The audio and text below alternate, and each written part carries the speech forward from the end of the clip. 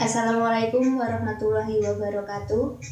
Dumateng para sesepuh saha pinisepuh ingkang dahat kinurmatan, dumateng para pamangku gati ingkang kula hormati, dumateng para rawuh ingkang kula hormati, sumangga langkung rumiyin kita ngaturaken puji syukur dhateng ngarsanipun Gusti Allah ingkang sampun paring kasarasan, karaharjan saha kawilujengan saengga kita saged kempal wonten papan menika tanpa alangan setunggal menapa.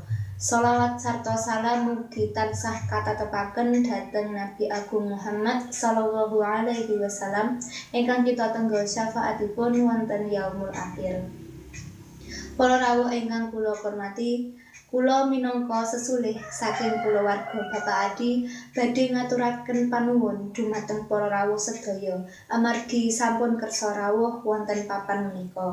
Kaping kalih kula badhe ngaturaken slamet dumateng Bapak Adi saha Ibu Lestari amargi wonten ing kalodhangan menika sampun gadhah putra kanthi yuswa 78 saengga saged nindakaken adicara tedhak siten. Kaping 3 kula minangka sesulih saking kulawarga Bapak Adi badhe nyuwun donga pangestu saking para rawuh sedaya supados putranipun Bapak Adi menika saged dados tiyang ingkang pinter, sehat saha ngabekti marang tiyang sepuh.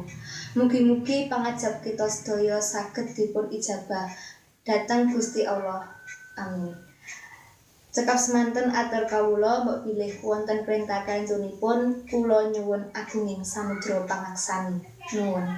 Wassalamualaikum warahmatullahi wabarakatuh.